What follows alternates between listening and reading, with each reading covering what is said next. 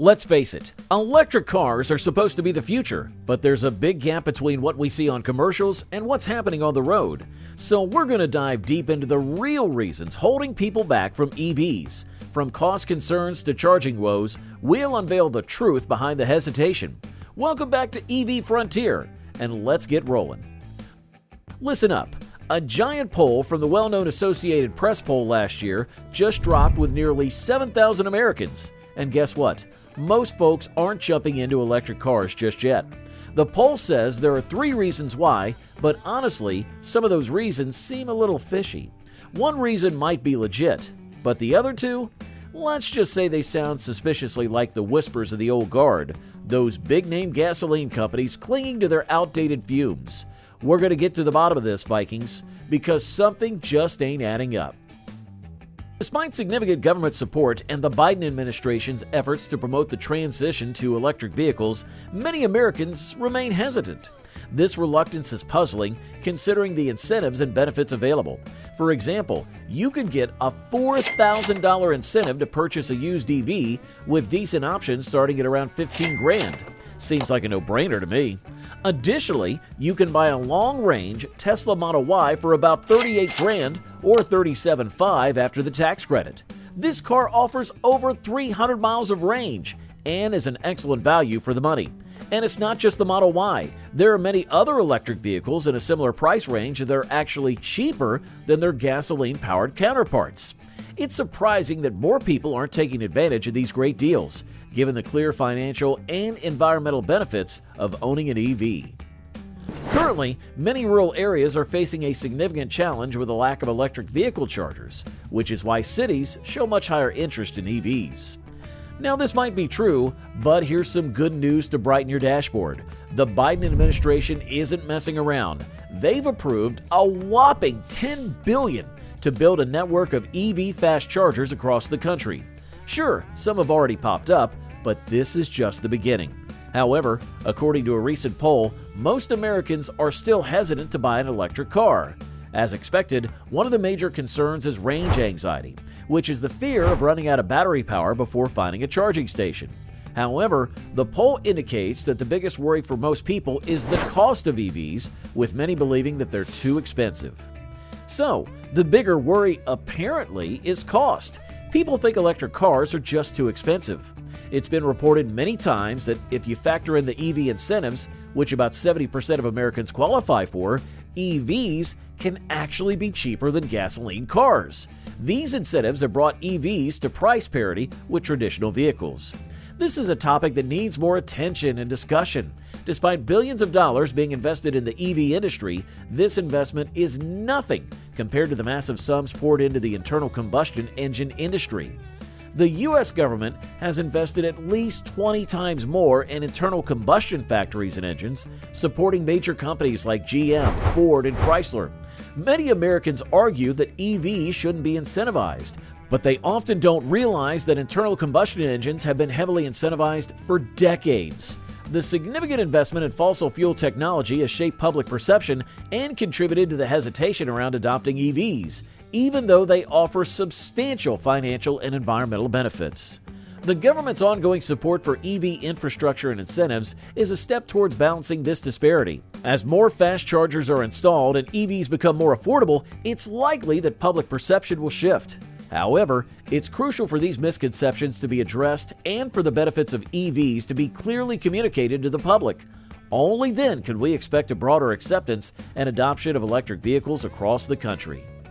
Now, to meet the new Environmental Protection Agency mandate that 56% of new vehicle sales be electric by 2032, car manufacturers need to produce more EVs and Americans need to buy more of them. But hold on. General Motors CEO Mary Barra says the shift will take decades. Now, some experts disagree, but one thing's for sure. There's a gap between the government's vision and the industry's current pace. A significant barrier to purchasing an EV, according to many people surveyed, is not living near a charger.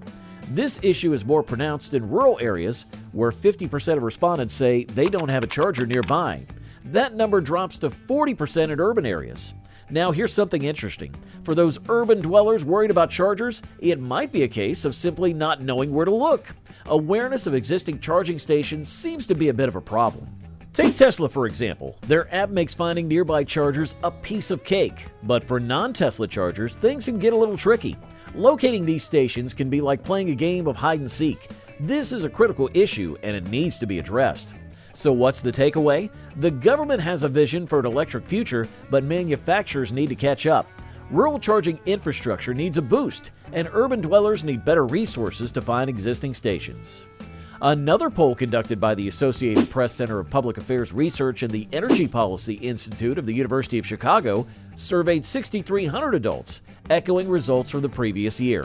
The findings revealed that only 33% of U.S. adults reported owning or leasing a gas hybrid vehicle, while a mere 9% own an EV. Now, here's where things get interesting.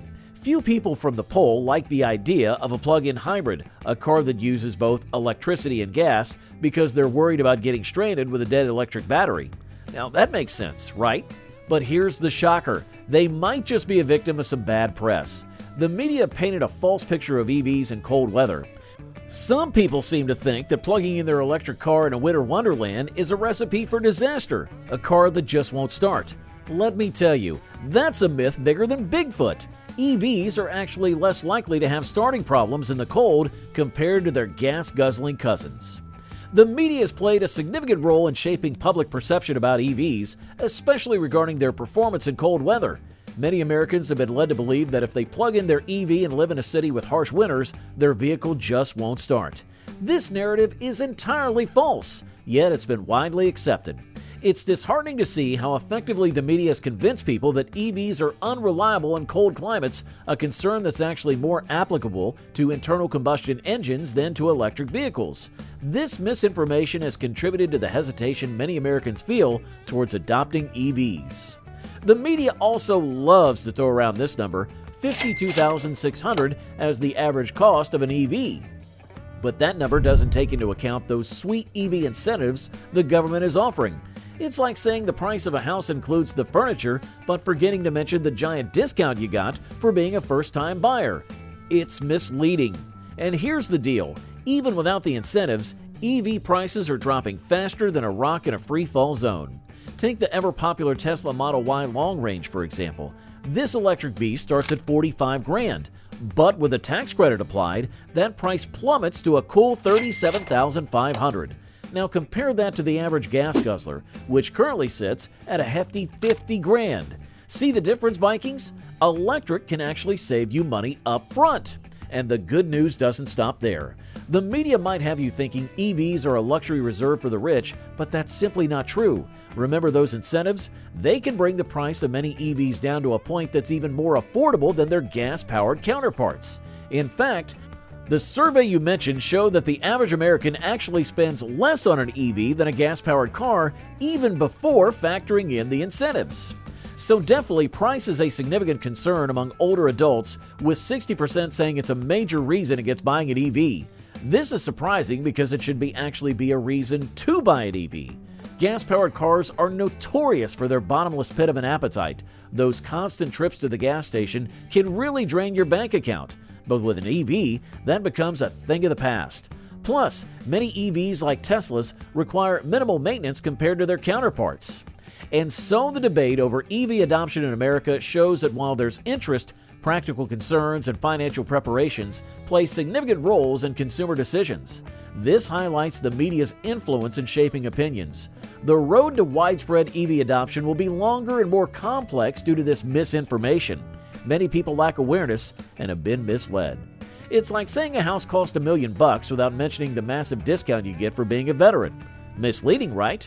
And let's not forget the growing popularity of home solar panels. If you have solar panels quietly generating clean energy on your roof, and you're using that energy to power your super efficient EV, it's like having your own personal gas station that never runs dry and never charges you a dime.